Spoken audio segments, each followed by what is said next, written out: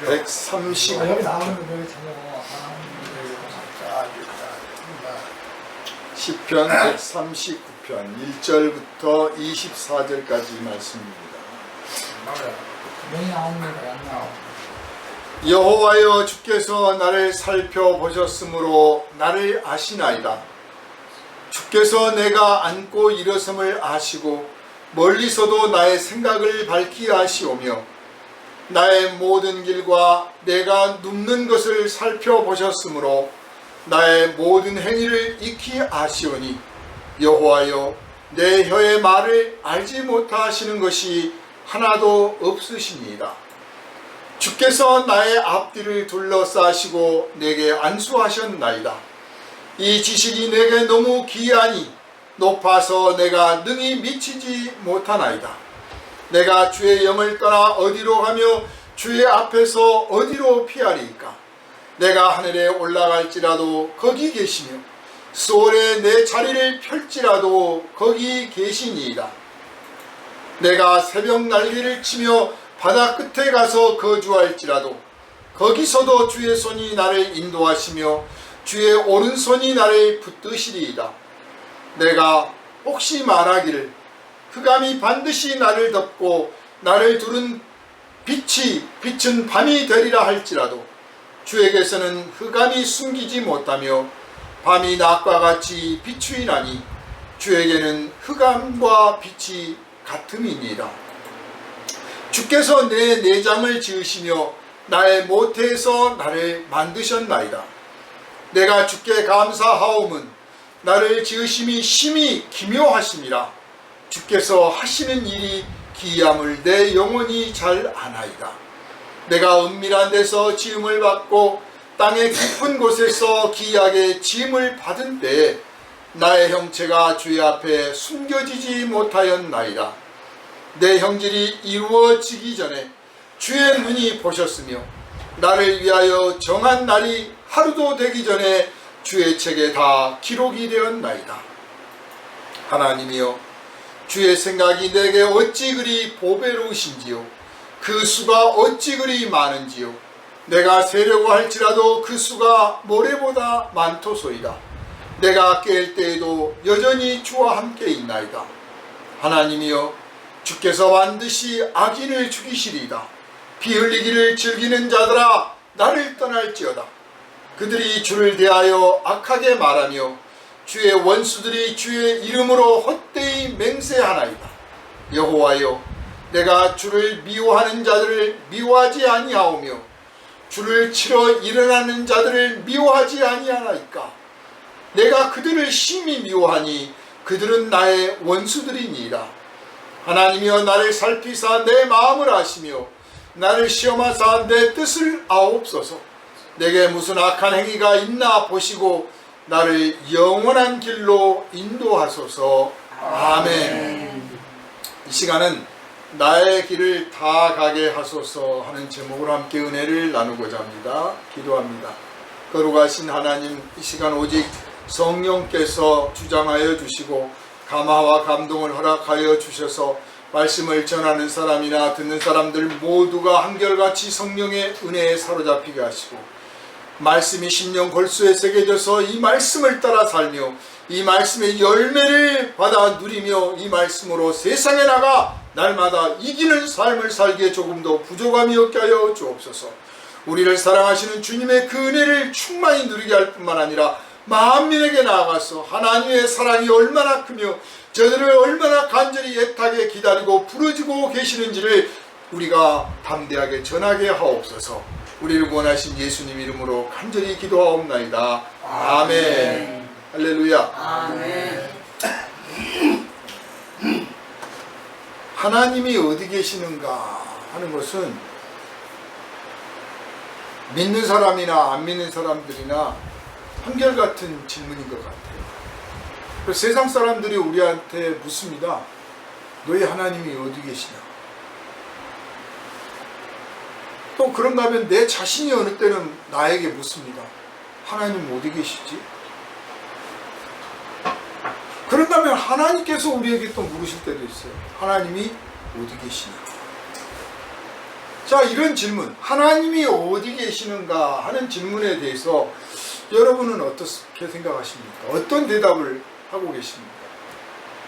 뭐 이렇게 신학적이고 교리적이고 논리적인 답변 말고 뭐 하나님은 뭐 천국에 계신다, 하나님은 어디 계신다 이렇게 뭐 거창하게 생각하지 말고 그냥 내 마음에 이 질문을 받았을 때 딱 느껴지는 어떤 느낌, 또 누군가에게 내가 선뜻 대답하려고 할 때 툭 튀어나오는 말, 하나님은 어디 계시느냐? 어떤 사람은 하나님은 저 하늘에 계시지.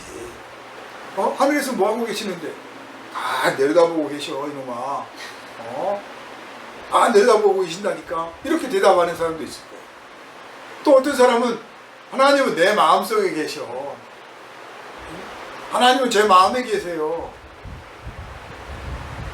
또 그런가 하면 어떤 사람들은 하나님 지금 바로 여기 제 곁에 계세요. 이렇게 대답을 할 겁니다. 어떤 게 정답이다를 지금 찾고자 하는 게 아니고 그냥 우리가 어떻게 느끼고 있느냐, 조금 더 멋지게 표현하자면 어떻게 누리고 있느냐.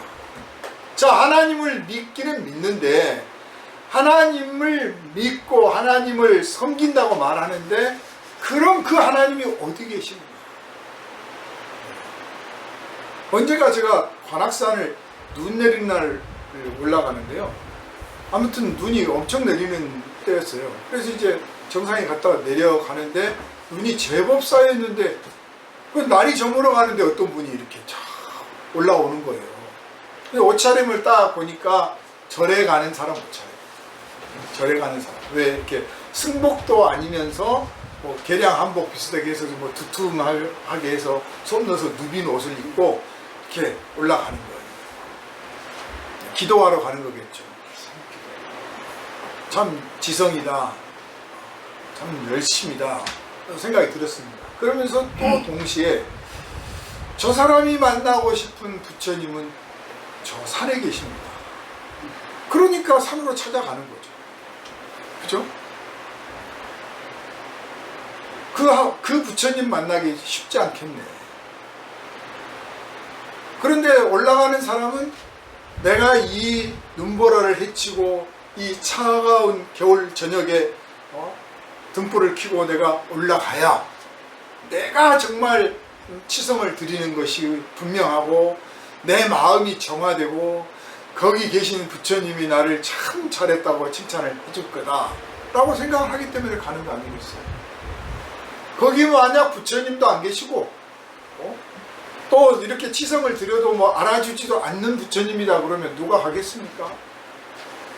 우리는 그 한겨울에 눈보라 헤치고 가서 밤에 산꼭대기에 올라가서 촛불 켜고 기도 안 드려도 우리를 만나주시는 하나님이 계시니 얼마나 다행인지 모르겠어요.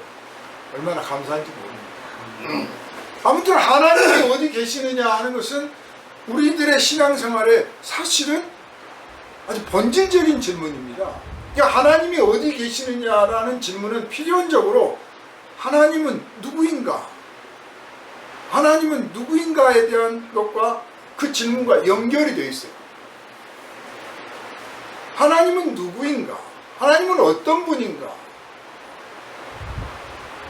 하나님께서 모세에게 나는 나다 라고 대답을 하셨어요. 당신이 누굽니까? 떨기나무 불꽃을 바라보고 모세가 나갔을 때 모세야 네 발에 신발을 벗어라. 여기는 거룩한 땅이다. 그래서 모세가 자기 이름을 딱 알고 계시니까 깜짝 놀랐죠. 여러분이 길 가다가 누구를 만났는데 전혀 모르는 사람인데 기억에도 없는 사람인데 아무개씨 안녕하세요 그러면 얼마나 놀라겠습니까? 그런데 사람은 기억할 수도 있어. 아무도 없는데 허공에서 소리가 들리는 거예요. 모세야 네 발에 신을 벗어라. 여기는 거룩한 땅이다. 그러니까 모세는 완전히 압도됐지. 이분은 하나님이고 나의 모든 것을 아시는 분이다. 압도됐어요. 그래서 신발을 벗습니다.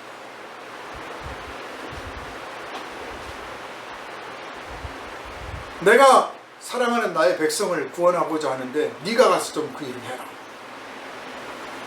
예, 그럼 그렇게 하죠 뭐.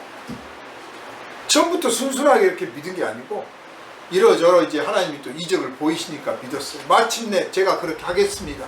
자, 그런데 제가 가서 그 이스라엘 백성들 또 그 이 애굽의 왕 신하들 모든 사람을 만나게 될 텐데 그 사람들한테 내가 당신을 누구라고 소개할까요? 여러분, 이거 대단히 중요한 질문이잖아요. 내가 믿는 그 하나님이 누구라는 건 알고 있어야 하잖아요. 알고 믿어야지. 우리가 성경을 배우고 교리를 배우고 하는 것은 우리가 섬기는 그 하나님이 어떤 분인가를 좀 더 깊이 알기 위해서.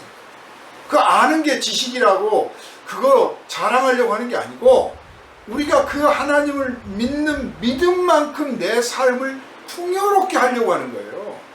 그러니까 어떤 사람은 신앙을 공부하고 신학을 공부하고 교리를 공부하고 성경을 많이 배워가면 배워갈수록 삶이 좁아지는 사람이 있어요.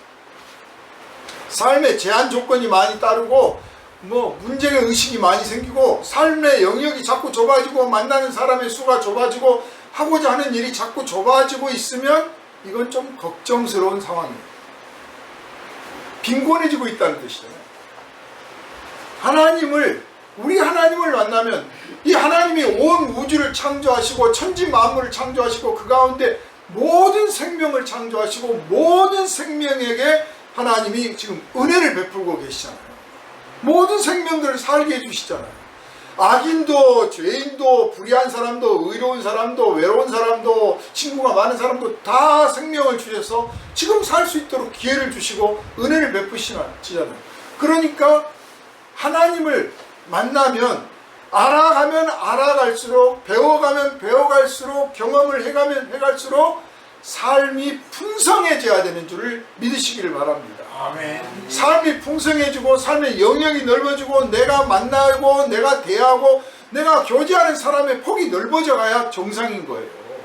그렇게 안 되고 있으면 내가 뭔가 조금 교만해졌거나 위험한 지식을 갖고 있거나 혹은 사탄의 공격을 받고 있거나 혹은 사이비 이론에 빠져 있거나 그 중에 하나예요. 정상적인 바른 신앙이 성장해 갈수록 많은 지식을 배워갈수록 넓어져 간다는 것을 알아야 됩니다. 그래서 모세가 질문을 했습니다. 내가 누구라고 전할까요? 이건 곧 우리들의 질문이 돼야 돼요. 내가 내 자신한테 네가 믿는 하나님은 누구냐? 어떤 분이냐? 너 한번 대답해봐라. 내 자신한테 물어야 되고 또 누군가가 질문을 하든 혹은 내가 먼저 말하든 내가 믿는 하나님, 내가 섬기는 하나님은 이런 분이다라고 말할 수 있어야 돼요. 그 말할 수 있는 그 영역이 넓어져 갈수록 내가 믿음이 커지고 있다는 것이요 배움이 커져간다는 것이요 사실은 그게 내가 복을 누리고 있다는 거거든요. 우리가 뭐 좋은 일 만나고 신나는 일 만나고 아주 놀라운 경험을 하면 집에 가서 혹은 친구 만나가지고 야 오늘 나한테 무슨 일 있었는지 한번 물어봐. 그냥 말하면 될 걸 너 나한테 한번 물어봐. 그러면 오늘 무슨 일 있었는데 내가 말이야 오늘 로또가 당첨됐거든 뭐 이런 식으로 말하잖아요. 내가 이런 기적을 경험했거든. 그렇듯이 내가 섬기는 하나님의 세계를 알고 누리고 그게 내 삶에 복되고 충만한 기쁨으로 오게 되면 누가 묻지 않아도 먼저 가서 나한테 좀 질문 좀 해보세요. 요새 기분이 내가 좋은데 무슨 일로 그렇게 기분이 좋으냐고 한번 질문 좀 해보세요. 이렇게 먼저 말을 꺼내게 됩니다.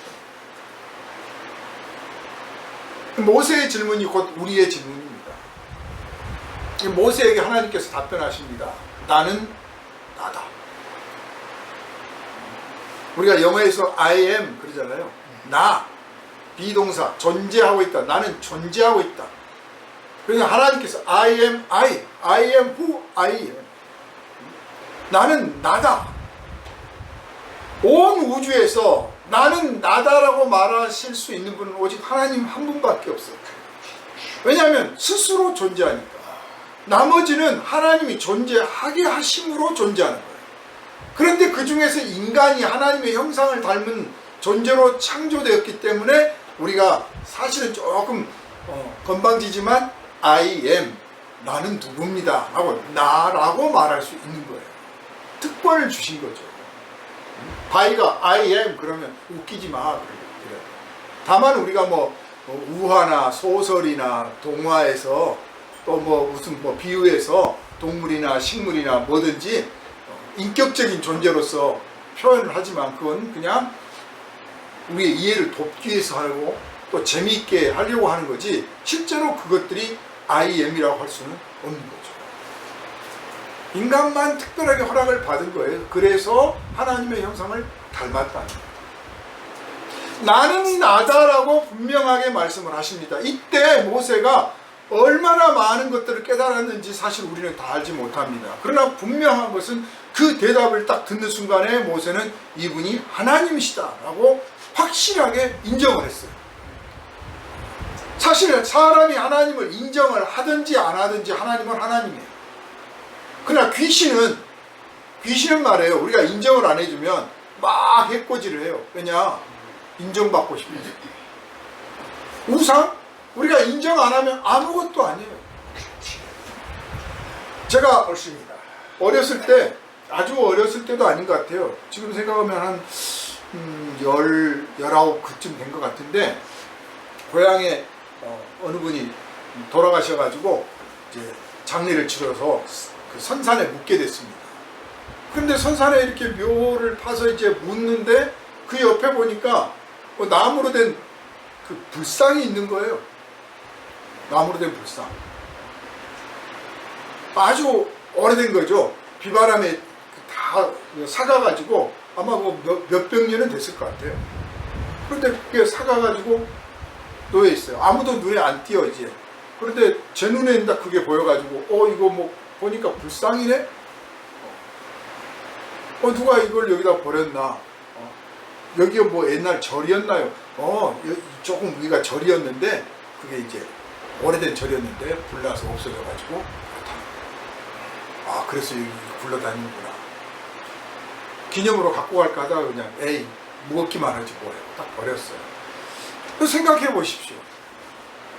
그게 한때 제자리에 딱 놓여있을 때는 거기에 뭐 금치를 했는지 안 했는지 모르지만 사람들이 그 앞에 가서 비나이다 얼마나 했겠습니까? 그런데 제가 그냥 휙 던졌잖아요. 우상이라고 하는 것은 내가 인정할 때만 믿음이 나오는 거예요. 그럼 우상을 믿는 믿음은 얼마든지 대상이 바뀔 수가 있어. 그리고 그 믿음은 사실 헛것이에요. 자기가 자기를 믿는 거예요. 자기가 자기 안에 처면을 거는 거나 마찬가지죠. 자기가 안 믿으면 거기에서는 아무런 힘도 능력도 안 나와요. 귀신은 그냥 좀 다른 차원이에요. 귀신과 우상은 다르니까. 귀신은 말 그대로 영적인 존재로서 자기의 힘을 과시하고 뭐 능력을 과시하고 뭐를 보여주면서 억압도 하고 또 때로는 꼬드기도 하고 뭐 해가면서 자기를 섬겨라 믿어라 뭐 하잖아요. 그래서 믿는다고 치자 이거예요. 그러나 우상은 말 그대로 내가 믿고 싶으면 믿고 말고 싶으면 말는 거죠. 그런데 하나님은 귀신도 아니고 우상도 아닙니다. 전능하신 하나님이요 살아계신 하나님이요 창조주 하나님이시요 우리를 사랑하시는 아버지 하나님입니다. 제가 이렇게 여러분에게 말씀드리는 것은 교리를 배워서가 아닙니다. 제가 경험을 했기 때문에 말씀을 드리는 거예요. 교리에 배운 것도 있지만 제가 실제 삶을 살아가면서 내가 섬기는 하나님, 내가 믿는 하나님은 전능하신 분이구나. 내가 믿는 하나님은 살아계신 분이구나. 내가 믿는 하나님은 사랑의 하나님이시구나. 내가 믿는 하나님은 천지를 창조하신 분이구나. 이걸 내가 경험을 했기 때문에 담대하게 말씀을 드리는 거예요. 그러므로 여러분도 누군가에게 하나님의 말씀을 전하려면 여러분의 경험을 그대로 전하시면 됩니다. 경험이 없으면 없는 대로 내가 경험하지 않은 것을 억지로 말할 필요는 없어요.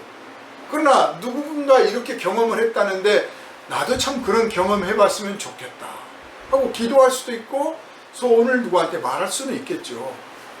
아는 것을 안다고 하면 되는 겁니다. 그래서 하나님은 어디 계신가 라고 하는 질문은 하나님은 누구냐라는 말과 연결되어 있어요. 하나님이 누구신지를 알아야 어디 계시는지가 나오는 거예요. 또 반대로 하나님이 어디 계시는지를 알아야 하나님이 누구신가를 말하는 수 있는 거예요. 오늘 시편 139편은 신학적으로 말씀을 드리자면 하나님의 편재성에 대해서 말씀을 하고 있어요. 하나님의 편재성. 뭐 이렇게 말하니까 좀 어렵지 않아요? 편재가 뭐냐? 편재가. 편재라는 게 두루 편자예요. 하나님은 두루 계신다. 좀 더 쉽게 말하면 하나님은 어디에나 계신다. 한겨울에 관악산 눈보라 헤치고 안 가도 만나 주실 수 있는 분이다. 만나고자 하면. 이런 뜻입니다. 그래서 하나님 믿는 믿음을 가진 사람들은 하나님 만나기가 쉬워요. 그런데 하나님 만나기가 너무 쉬워서 그런지 잘 안 만나는 것 같아요. 어디에나 계시는 하나님이기 때문에 어디에나 계시니까 아무렇게나 대할 수 있다고 말해요. 어디에나 계신단 말은 어디에서나 만날 수 있다라는 뜻이에요. 어디에서나 하나님을 찾으면 만날 수 있다는 거예요. 두 번째로 어디에나 계시기 때문에 내가 어디에서 무슨 일을 당할 때라도 하나님이 나를 도우실 수 있다. 나를 보호하실 수 있다. 나를 인도하실 수 있다. 그런 뜻이에요. 어떤 분이 지금은 아주 훌륭한 목사님이 되셨는데요. 아주 정말 존경받는 목사님이신데 그분이 이제 어렸을 때 고아원 생활을 하셨어요. 고아원 당시에는 제 기억에는 절에서 고아원을 만든 경우는 없어요. 그냥 절에서 수용을 했죠. 그래서 절에서 수용한 사람들이 되게 이제 그 절에서 살다가 행자 생활하다가 스님이 되는 경우가 대부분이었어요. 근데 이분은 이제 고아원에서 생활을 하니까 고아원은 되게 교회에서 목사님들이 세운 고아원들이 많았죠. 그러니까 고아원 생활을 하니까 당연히 이제 주일 예배도 참석하고 뭐 기도회가 있으면 기도회도 좀 가고 막 그래요. 근데 알다시피 저는 고아가 아니라서 얼마나 절박한 심정인가는 모르겠지만 제가 고아 친구들은 참 많았어요. 고아원 친구들하고 어렸을 때 많이 놀았기 때문에. 그래서 보면 늘 외로워하고 늘 뭔가 굶주려 있는 느낌이에요. 그래서 그 어머니 아버지 모르게 집에서 그냥 막 그때 라면 처음 나왔을 때인데 라면 끓여가지고 밥 넣어가지고 같이 잔뜩 친구들 다 불러가지고 먹었다가 야단 맞기도 하고 혼나기도 하고 막 그런 적이 있습니다만은 아무튼 늘 배가 고파. 야, 고아원에서 뭐 안 주나? 주는데 먹어도 배가 고파. 예전에 굶주림도 있었겠죠. 또 보면 뭐 그때는 다들 어려운 형편이니까 저나 나나 뭐 옷 입는 게 그건데 그런데 더 왠지 불쌍해 보여요. 아무튼 그래요. 그래서 늘 외롭고 허전하고 늘 목마르고 늘 배고프고 늘 불안하고 그리고 이제 성인이 되면 또 나가야 되거든요. 고아원에서. 그러니까 이제 10살, 12살, 뭐 8살밖에 안 됐는데 벌써 10년 후, 15년 후를 걱정을 해. 나가야 될 텐데 어디로 가냐. 아니 닥쳐서 걱정해도 될 일을 지금부터 걱정을 하는 거예요. 그만큼 부모가 아니라는 것 때문에 늘 마음이 외로운 거죠. 어떻게 보면 우리 힘으로는 도와줄 수 없는 부분도 있는 것 같아요. 그런 부분이 아마 하나님만이 하실 수 있는 게 아닌가 싶어요. 그래서 그분도 이제 하나님을 찾고 뭐 기도도 하고 그랬습니다. 그러다 고아원에 나와서 거기 생활이 좀 어렵다 싶으니까 이제 거기를 떠나서 절로 들어갔어요. 절에 가면 이제 말 그대로 먹여주고 재워주고 다 해주잖아요. 고아원도 그렇지만. 그런데 절은 인원이 많지 않으니까 그렇게 상처받을 일도 별로 없고 사람들과 다툴 일도 별로 없어요. 그래서 절에 들어가서 이제 거기서 출가를 하게 됩니다. 행자 생활을 거쳐서 공부도 하고 그래서 마침내 이제 중이 되기로 했어요. 중이 되면 또 그 수계식이라는 게 있어요. 점도 찍고 머리도 깎고 아무튼 뭐 옷도 입고 또 그거 마치면 끝나는 게 아니라 가서 뭘 배워야 되고 아무튼 뭐 절차가 길어요. 그래서 마치면 이제 본격적으로 수업을 하게 되고 스님 생활을 하게 되는데 여기저기 다니면서 배우고 그러죠. 근데 그분이 그렇게 그게 이제 승려 생활을 잘 하다가 박정희 대통령이 5.16 혁명해서 이제 쿠데타 일으켜가지고 군사정권이 들어섰잖아요. 군사정권 들어서자마자 분위기 쇄신을 위해서 뭐 조폭들 잡아다가 다 이제 가두고 또 군대 면제자들 뭐 이런 사람들을 막 단속을 한참 하는 거예요. 그때 당시에 승려들은 군대를 안 갔어요. 그래서 특별히 명령을 내려가지고 30세 미만은 전부 다 군대를 가라. 그런 명령을 내립니다. 그래서 이제 승적에 있던 사람들이 다 군대를 가게 됩니다. 근데 군대를 가는데 그분도 이제 군대를 가게 됐고 이왕 가는 거 월남전에 보내달라 그래서 월남전 갔다 왔어요. 당연히 이제 승적은 떠났겠죠. 월남전 갔다가 돌아오니까 이제 절로 복귀를 하는 게 아니라 그냥 일반 사회로 복귀를 한 거예요. 그래서 그냥 일반 사회생활을 하다가 결국은 이제 다시 하나님을 믿는 일이 벌어졌습니다. 어떻게 계기가 있었느냐면 몸이 몹시 아파가지고 병원에 가서 진단도 받고 치료를 받으려고 하는데 병원에서는 병명도 알 수도 없고 치료도 할 수 없다는 거예요. 그래서 자신이 승적을 가졌던 사람이고 또 그 어머니도 승려이시고 그래서 아무튼 부처님에게 그렇게 허구한 날 빌고 또 빌었습니다. 그런데 도무지 낫질 않는 거예요. 도무지 낫질 않아. 다 죽어간 상황에서 갑자기 그 생각이 들더래요. 내가 고아원 있을 때 그 하나님이라는 분한테 기도했었는데 그분한테 한번 마지막으로 기도해보자. 그래서 하나님 저를 3일만 살려주십시오. 3일. 뭐 더도 아니고 딱 뭐 덜도 아니고 3일만 살려주세요. 왜 3일을 요구했는지 모르겠어. 한 30년 하지. 아무튼 3일만 살려주세요 하고 기도를. 다른 분들은 다 포기했습니다. 기도하는 사람도 포기했고 의사도 포기했습니다. 저한테 무슨 뭐 병명은 말씀을 하셨는데 아무튼 죽을 병은 분명해요. 그래서 다 포기한 상태에서 3일만 살려달라고 그러는데 그 기도를 마치고 하나님의 음성이 들리고 뭔가 하나님과 만나고 있다는 느낌이 들기 시작합니다. 그래서 하나님이라는 그 이름을 부르는데 막 가슴이 뭉클하고 뜨거워지고 눈물이 나고 그 나도 모르게 이제 내가 하나님을 떠났었구나 배반했구나 막 회개하고 울며 불며 합니다. 그런데 하나님께서 누구한테 뭐 말한 적도 없는데 네가 지나간 날을 한번 생각해봐. 본인이 그 자기가 그 승려가 되려고 수교받을 때 그때 그렇게 자기도 모르게 눈물이 나더래요. 눈물이 나. 왜 울었는지 자기도 몰랐다. 그런데 그 장면이 딱 떠올랐어요. 내가 막 그때 울었지. 그때 하나님의 음성이 들렸어요. 내가 그 자리에 있었다. 하나님은 어디 계시느냐? 우리가 어디에서 무엇을 하든지 하나님의 택하신 자, 하나님의 부르심을 받은 자 곁에 하나님이 함께 계십니다. 믿습니다. 하나님이 옆에서 지켜보고 계셨다는 거예요. 그거를 믿습니다. 그 지난날을 생각할 때 얼마나 죄스럽겠습니까? 내가 하나님이 나를 지켜보고 계셨는데 내가 거기서 하나님을 떠나서 배신하고 승려가 되겠다고 머리 깎고 수계를 받았구나. 너무나 죄송스러워. 그러니까 너 잘못했잖아 이놈아. 너 이 자식아 말이야.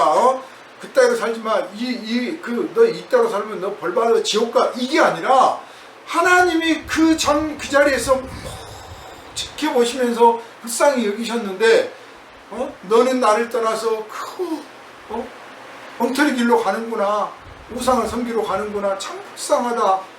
왜 눈물이 나느냐? 그게 하나님이 그 안타까워서 눈물을 흘리게 하셨던 거예요. 그걸 깨닫고 나니까 진정한 회개라는 것이에요. 회개, 진정한 회개, 하나님이 바라시는 회개는 심판이 무서워서,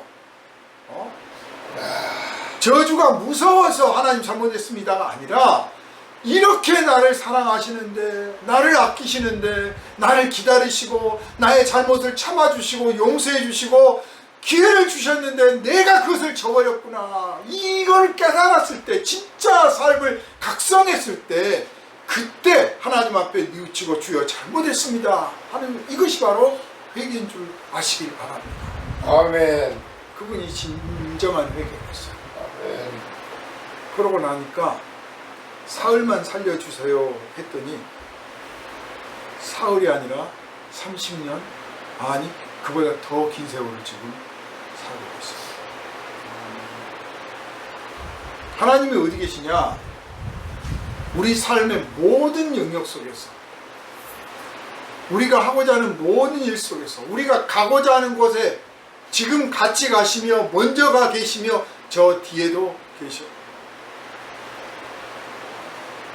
내가 생각하기 나름이 아니라 하나님이 실제로 거기 계세요. 야곱이 그 외삼촌 집에서 종살이 하다가 떠나올 때 그 야곱의 부인이 그 드라빔을 훔칩니다. 우상을 훔쳐요. 그래가지고 치마 속에 탁 넣어갖고 와. 그게 무슨 대단한 거라고. 야곱이 몰랐으니까 그냥 넘어갔지, 만약에 처음부터 알았다면 야곱이 그걸 가져가라고 했겠습니까? 무슨 소리냐, 무슨 짓이냐. 내가 여기까지 오게 된 것, 그리고 내가 여기 있는 모든 날 동안, 그리고 앞으로 내가 가는 모든 내 삶의 모든 영역 속에서 여호와 하나님께서 나와 함께 계셨는데 저 드라빔 그 우상이 뭐가 된다고 대단한 거를 그걸 가지고 가느냐, 그것도 훔쳐서 가지고 가느냐고 야단쳤을 거예요. 야곱이 돌베개를 메고 가면서 자면서 광야를 거닐다가 그 외삼촌 집에 갈 수 있었던 것, 그리고 거기서 무사히 나올 수 있었던 것, 오직 하나님이 계신 걸 믿었기 때문이고, 야곱이 하나님 앞에 기도할 때, 돌베개 베고 나서 기도할 때 그러잖아요.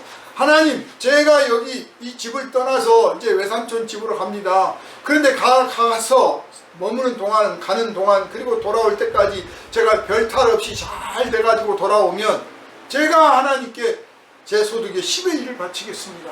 그 11조를 거기서 하겠다고 약속을 합니다. 근데 우리가 그거 자꾸 11조만 강조하잖아요. 야곱을 보세요, 아브라함 보세요, 11조 있지 않습니까? 그러는데 거기서 중요한 핵심이 있는 거예요. 내가 어디를 가든지 나를 보호해 주셔서 내가 이 자리로 다시 돌아올 수 있게 해주신다면, 이 붙어 있어요. 그건 다시 말해서 야곱이 하나님은 어디를 가든지 거기 계신다고 믿겠다는 거예요. 무슨 돌부처를 만들어 간 것도 아니고 나무 부처 만들어 간 것도 아니고 뭘 가지고 가서 이걸 내가 모시고 가서 거기다 놔두면 거기 계시는 게 아니라, 내가 아무것도 아무 형상도 가져가지 않지만 하나님이 내가 어디를 가든지 거기 계실 거라고 믿는다. 아멘. 그래서 야곱의 믿음이 귀한 겁니다. 그래서 하나님께서 이스라엘을 부르실 때마다 너 야곱아, 너 이스라엘아 맨날 그렇게 하신 이유가 그 야곱의 후손들이기도 하지만 야곱의 그 믿음 안에서 이스라엘을 보시고자 하는 거예요. 마치 하나님께서 우리 있는 그대로 우리를 보시는 게 아니라 우리를 예수님 안에서 보시는 것과 마찬가지예요. 우리를 그대로만 보시면 어떻습니까? 얼마나 게으르고 불순종하고 의심 많고 교만하고 툭하면 잘났다고 잘난 체하고, 참 하나님 보시면 그냥 너는 깜이 아니다. 무슨 뭐 하나님의 종은 그만두고 하나님의 자녀 그만두고 하나님 백성도 아니 하나님의 우리 종도 안 되겠다 하실 만큼 우리 사실 못나고 형편없잖아요. 그런데 우리를 예수 그리스도 안에서 보시는 거예요. 예수 그리스도 안에서 만나 주시는 거예요. 왜냐? 예수께서 보십시오 아버지, 저들을 위하여 내가 십자가를 지겠습니다. 그러니 저들의 허물과 죄와 약점을 보지 마시고 그 저 허물과 약점과 죄를 다 저에게 뒤집어 씌우셔서 제가 이 십자가를 짐으로 저들을 용서해 주십시오 라고 했기 때문에 우리를 우리로 보지 않고 예수 안에서 만나주신 줄 믿으시기를 바랍니다. 아멘. 그래서 예수님 안에서 우리를 보셔요. 그렇듯이 이스라엘을 야곱 안에서 보시는 거예요. 그래서 이스라엘에게 맨날 말씀하시기를, 구약성경 보세요. 야곱아, 너 지렁이 같은 야곱아, 이 야곱아. 자꾸 그거는 조상의 이름 들먹거리려고 하는 게 아니라, 그러면 차라리 아브라함을 말하죠. 아브라함 하지 않고 야곱하는 것은 야곱이 떠날 때 하나님이 어디에 계시든지, 내가 어디를 가든지 하나님은 어디에든지 계시는 분, 즉 하나님의 편재성을 고백했기 때문이에요. 위대한 고백이에요. 그 아브라함이 연구하고 자식한테 가르치고 그 자식 이삭이 가르치고 그래서 야곱이 배운 게 아니고, 야곱이 성령의 이끌림을 받아서 하나님 앞에 고백한 거예요. 우리가 배워서, 성경 배워서, 신학 배워서 하나님을 고백하는 게 아닙니다. 그건 귀를 통해서 그냥 건드려 주는 거고요. 실제로 그냥 이론이 아니라 실제로 내 마음의 고백, 즉 양심적으로, 양심으로 고백하는 이 고백은 오직 성령께서 깨닫게 해주시고 감동을 주실 때만 가능한 줄을 아시길 바랍니다. 그래서 내가 하나님께 찬양을 드리거나 감사를 드리거나, 하나님은 정말 전능하신 분이세요, 하나님은 정말 저를 사랑하시는군요, 하나님은 이런 죄인도 사랑하시는군요, 하나님 제가 어디를 가든지 내가 하나님을 만날 수 있었군요 라고 이런 고백들을 하게 되는 것은 성령께서 나를 깨닫게 하신 거예요. 그래서 야곱이 성령의 감동을 받아서 고백을 했어요. 제가 어디를 가든지 하나님이 거기 계실 줄 믿겠습니다. 그런 고백이 포함되어 있는 거죠. 할렐루야. 아멘. 그래서 그런 고백답게 실제로 야곱의 생활 속에서 하나님이 함께 하십니다. 여러 기적을 보여주시고, 그리고 마침내 들어갈 때는, 외삼촌 집에 갈 때는 정말 빈털터리로 돌베개나 베고 자야 될 만큼 그런 빈털터리로 갔으나 돌아올 때는 어떻습니까?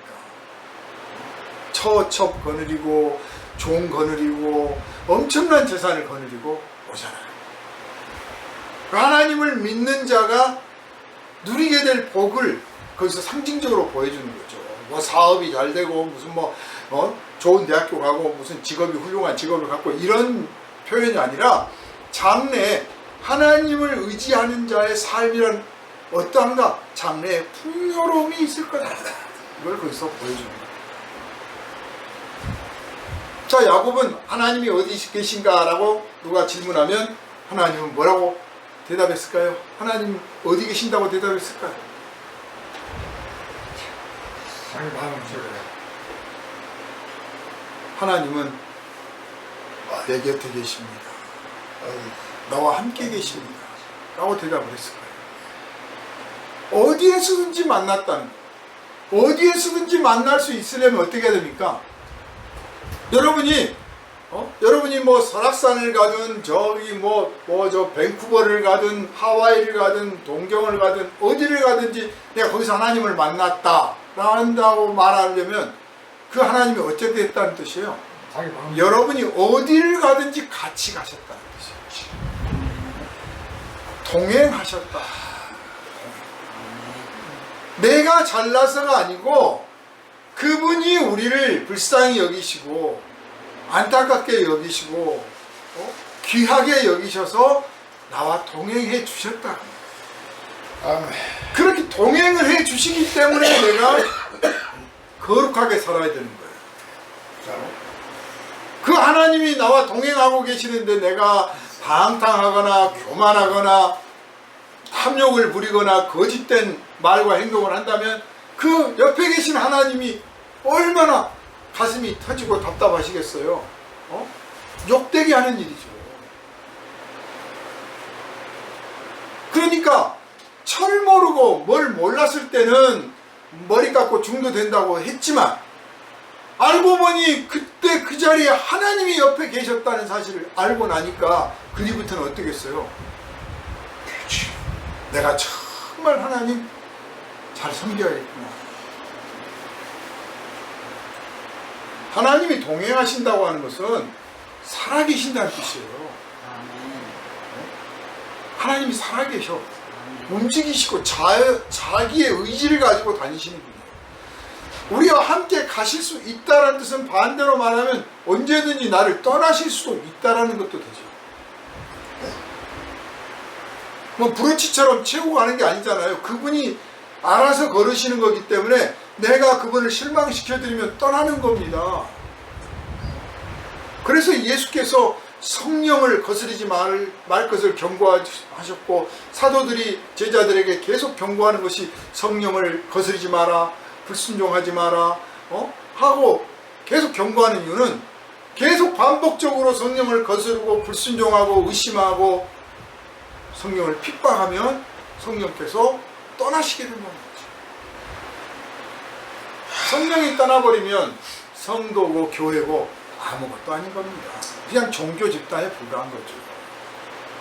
종교 집단으로 불과했던 그 무리들이 인류 역사에 얼마나 많았습니까?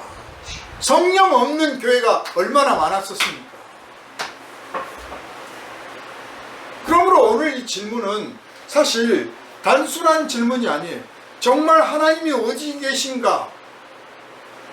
라고 질문을 하는 것은 내 신앙생활을 한번 점검하는, 비춰보는 자리가 되는 것이고, 또한 점검과 함께 정립하는 자리가 되는 것이고, 내가 나아가서 하나님에 대해서 사람들에게 무엇을 말할 수 있을까에 대한 답을 스스로 정하게 되는 것이다.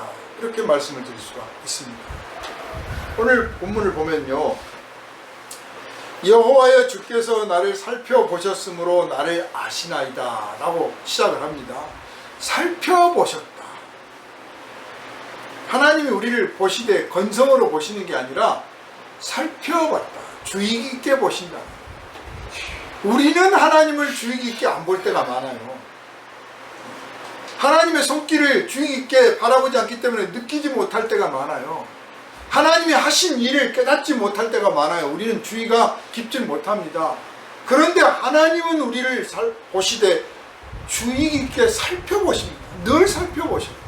그래서 사실 내가 구하기 전에, 내가 찾기 전에, 어느 때는 내가 정말 마음에 품기만 했는데도 벌써 딱 그것들을 준비하시기도 하고 나를 위하여 길을 여시기도 한 것을 우리는 얼마든지 경험할 수가 있습니다. 내가 깨어있지 않으면 그 경험도 없겠죠. 주께서 내가 앉고 일어섬을 아시고 멀리서도 나의 생각을 밝게 하시오. 내가 앉고 일어서는 것을 아신다. 내 의도가 뭔지, 내 꿈이 뭔지, 내가 뭘 잘하고 내가 뭘 못하는지 하나님이 아신다. 그 알고 계시는, 나의 모든 것을 알고 계신 하나님이 나에게 내 삶에 어떤 일들이 일어나도록 허락하신 것은 그거 한번 네가 경험해봐라. 한번 극복해봐라.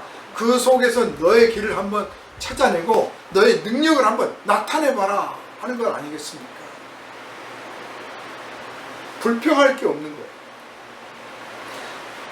나의 모든 길과 내가 눕는 것을 살펴보셨으므로 나의 모든 행위를 익히 아시오니. 자, 이 고백이 이제 점점점 하나님이 나를 아신다를 넘어서서 어느 쪽으로 발전하고 있는지를 봅시다. 내가 나를 아시는 분이기 때문에, 그분이 나의 모든 것을 아시고 정말 나와 통행하시는 분이란 걸 알기 때문에 내가 그분 앞에 떳떳이 살려고, 떳떳이 서려고, 정말 내 양심을 지키려고 내가 아주 몸부림치며 살았다. 나는 그렇습니다 라고 지금 하나님께 고백하는 거죠. 그러니까 하나님이 어디 계시느냐? 아, 여기 계셔요, 저기 계세요, 내 마음속에 계세요, 지금 내 곁에 계세요. 대답은 얼마든지 다양하게 하실 수 있어요. 그렇다면 당신은 하나님 앞에, 하나님 보시기에, 하나님이 인정하시기에 당신 자신이 어떤 사람이라고 고백할 수 있습니까? 말할 수 있습니까? 이게 지금 이제 핵심입니다. 그래서 이 시편의 기자가 나의 길을 아십니다 라고 표현했는데, 이 나의 길은 그냥 내가 가고 싶은 길, 내가 뭐 성공하고 출세하고 내가 이루고자 하는 목표를 가지고 달려가는 나의 길, 그런 의미를 말하는 게 아니라, 우리는 일반적으로 그렇게 생각하잖아요. 나의 길이다 그러면, 내 길이다 그러면 내가 도달하고자 하는 어떤 목표, 내가 성취하고자 하는 것들, 혹은 내가 잘하는 것들, 뭐 이게 아니라 여기서 말하는 나의 길은 하나님이 나를 지켜보시고 아시며 나를 사랑하시며 내가 하나님의 은혜를 받았으며 하나님의 인도하심과 도우심을 받았으므로 내가 마땅히 해야 될 일들을 해가는 것, 즉 자기의 사명의 길을 말하는 거예요. 자기의 길을 안다고 하는 것은 사실 인생에 있어서 대단히 중요합니다. 그냥 단순하게 말하면 모든 사람이 자기 인생을 살죠. 그죠? 잘난 사람도 잘난 대로, 못난 사람은 못난 대로 다 자기 인생 삽니다. 바꿔 말하면 다 자기의 길을 갑니다. 그런데 여기서 말씀하는 자기의 길, 자기 인생은 그런 의미가 아니에요. 내가 내 인생 살고 있어, 나 건들지 마, 누구든지 그렇게 말할 수 있습니다. 그러나 허랑방탕하거나 교만하거나 피폐해져 있는 사람들한테 그렇게 살지 마세요, 인생 제대로 한번 자기 길을 가야지, 이렇게 충고를 할 때 그 충고는 네가 산다고 해서 사는 인생이 아닌 인생을 말하는 거잖아요. 그러니까 살다 보니 살고 있다가 아니라 정말 삶을 삶답게, 인생을 인생답게 한번 하루를 살아도 제대로 살자고 살아가는 것, 그 길을 자기의 길, 인생의 길이다라고 말하는 것이죠. 여기서 지금 이 시편 기자는 나의 길이라고 썼습니다. 곧 내가 정말 목표를 가지고 살려고 하는데, 그 목표가 내가 꿈을 가지고 있고 내 인생의 목표가 있어서 내가 그걸 꼭 달성하겠습니다 라고 하는 것에 그치지 않고, 누군가를 위하여, 할 수 있다면 모든 사람을 위하여, 많은 사람을 위하여 내가 내 삶을 기여하기를 원합니다. 그러니까 내 삶의 목표도 달성할 뿐만 아니라 나를 만족시킬 뿐만 아니라 더 많은 사람들에게 만족을 주기를 원합니다. 그게 곧 내 사명입니다. 나는 그 길을 가기를 원합니다. 이런 뜻으로 고백을 합니다. 지금 뭐 자꾸 하셨는데요, 젊은 분들은 잘 모를 거예요. 예전에 그 유명한 가수 중에 손인호라는 분이 계셨어요. 손인호, 해운대 엘리지, 뭐 물새야 배우느냐, 뭐 짝사랑, 뭐 이런 노래들 불렀는데 제법 히트곡이 많습니다. 한 3, 40곡쯤 돼요. 굉장히 유명한 분이에요. 그런데 그때 당시에 뭐 이미자 신이, 배호 신이 뭐 이런 분들이 나와서 대중들한테 인기를 얻고 공연하면 수입이 엄청나잖아요. 그런데 이분은 공연장에 안 나타나는 거예요. 그래서 얼굴 없는 가수라고 알려졌습니다. 50년대에 데뷔를 했는데 그분이 대중들 앞에 얼굴을 나타낸 게 80년대에 나타났어요. 30년이나 지나서 다 늙어가지고 KBS 가요 무대, 일반 공연도 아니야, KBS 가요 무대에 이제 얼굴을 비친 거예요. 그동안에 얼굴 없는 가수였습니다. 사람들이 다들 궁금해 하잖아요. 왜 공연을 안 하셨습니까? 왜 어떻게 얼굴 없는 가수로 이렇게 활동하셨습니까? 얼굴도 미남이에요. 키도 크고 잘생겼습니다. 그분이 이 영화를 만들면 영화 제작에서 그 음성 녹음하잖아요. 그 음성 녹음을 입히는 기술자예요. 필름에 입하고 딱 맞춰서 딱딱 올리는 기술자인데, 그 50년대는 그런 기술자가 없었던 거예요. 몇 명 안 돼. 그러니까 옆에서 공연 나와라 뭐하라 해도 나는 이 일을 해야 돼, 내가 이걸 안 하면 영화가 안 만들어져. 그거 필름에다가 그 음성 입히는 그거 월급을 받으면 얼마나 받겠어요? 월급 그렇게 많지 않습니다. 그래 한 번만 공연 나가면 그 월급의 몇십 배, 아니 심지어 몇백 배까지 공연에서 받는데 그 공연을 다 마다하고 퇴직할 때까지 말 그대로 평생을 그 일을 합니다. 평생. 그러면서도 계속 앨범은 냈어요. 앨범 많이 나왔고 다 히트를 쳤습니다. 근데 한 번도 공연을 안 해요. 그냥 그 월급만 갖고 사는 거예요. 그 사람들이 얼굴 없는 가수다 했습니다. 그래서 물어보죠. 50년, 30년이나 지난 다음에 공연 현장에 나타나니까 물어봅니다. 왜 그러셨습니까? 제가 안 하면 누가 하겠습니까? 그게 자기의 길이에요.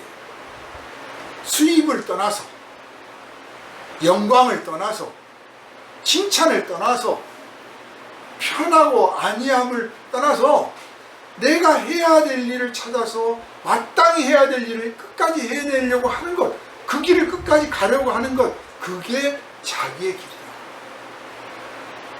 그래서 그분은 자기의 길을 간 사람으로 존경을 받습니다. 당시에 뭐 유명한 가수들 돈도 벌고 뭐 그 중에 벌써 작곡한 분들도 많지만 아직 뭐 살아계신 분도 있어요. 그리고 대개는 다 이제 돌아가셨는데 부귀영화 누렸다고 하지만 그 마지막까지 다 누리고 있는 분들은 많지도 않습니다. 그리고 음악을 했던 사람으로서 대중들한테 인기가 있고 그래서 팬도 있지만 진정한 훌륭한 분으로서 존경의 대상은 그리 많지 않아요. 그러나 이 손인호 씨는 존경받는 대상이에요. 한국 영화사의 길이 빛날 인물이고 사실 우리가 알고 있는 막 유명한 50년대, 60년대, 70년대 대히트를 했던 영화들 보면 그 엔딩 크레딧에 이름이 올라가요. 아무도 기억도 않겠죠. 그게 올라가는지 안 하는지. 제가 왜 이 말씀을 드리냐면 우리가 자기의 길을 발견했다, 내 길을 간다 라고 하는데 거창하게 생각하지 말고 뭐 나는 뭐 주여 저를 무슨 뭐 알래스카로 보내주세요, 저를 아프리카로 보내주세요, 뭐 하겠습니다, 아니 저를 부자로 만들어주시면 제가 뭐 교회를 예배당을 짓겠습니다, 고아원을 짓겠습니다, 이런 거창한 거 말고 그냥 내 평범한 내 삶에서 얼마든지 자기의 길을 갈 수 있다는 것을 말씀드리려고 하는 거예요. 그리고 실제로 예수 그리스도 안에서 자기의 길을 발견한 사람들이 그 중에 뭐 선교사도 나오고 훌륭한 목사님도 나오고 뭐 장로님도 나오고 했지만 대다수들은 그냥 평범한 자기 일상 속에서 자기 일을 해 나가는 거예요. 그냥 평범하게.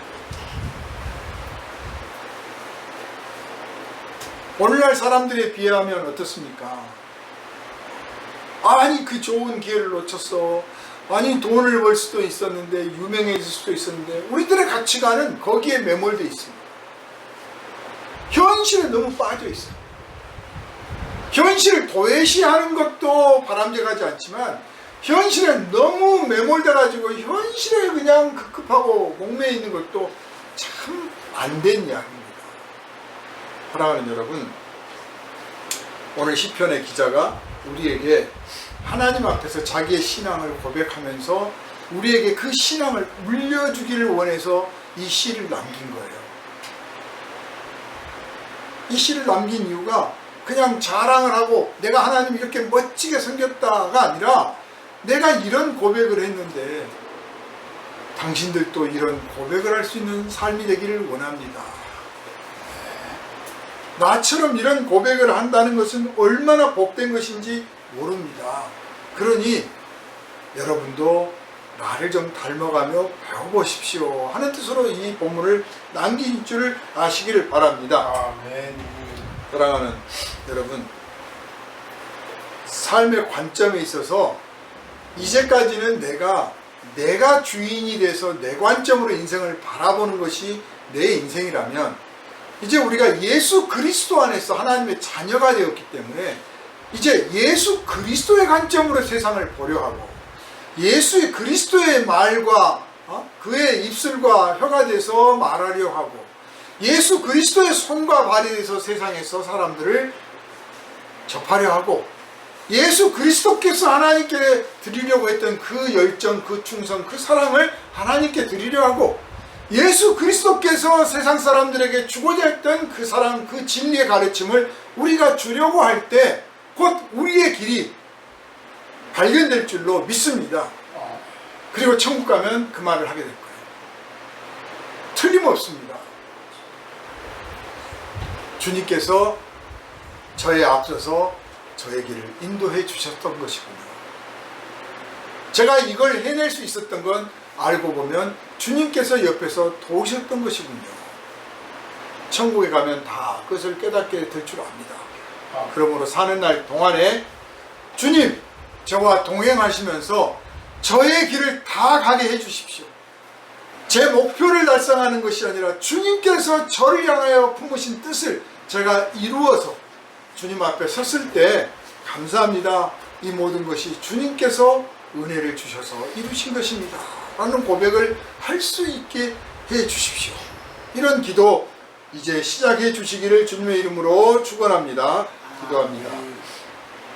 거룩하신 주님, 오늘 우리는 하나님이 어디 계신가에 대한 질문을 받습니다. 내 자신이 때로는 그런 질문을 할 때가 있습니다. 일이 고달프고 삶이 고달프다고 느낄 때 하나님은 어디 계시길래 나를 이렇게 괴롭게 하시는가 탄식할 때 있습니다. 아버지 하나님, 바로 이럴 때 하나님이 어디 계신가에 대한 답변을 내 심령, 내 양심으로 고백할 수 있게 하여 주시고, 하나님께서 과연 나와 함께 동행하고 계심으로 내 삶의 모든 길에 하나님의 빛이 임하고 있음을 확실히 고백하고 누리게 하여 주시며, 이 고백을 이웃들에게 함으로 저들이 또한 주님의 은혜의 빛 가운데 들어오게 하여 주시옵소서. 오늘 시편의 기자의 이 고백이 우리의 고백이 되기를 원하며, 시편의 기자의 이 누리는 복이 우리의 복이 되기를 간절히 소망하며, 우리를 원하신 예수님 이름으로 기도하옵나이다. 아멘.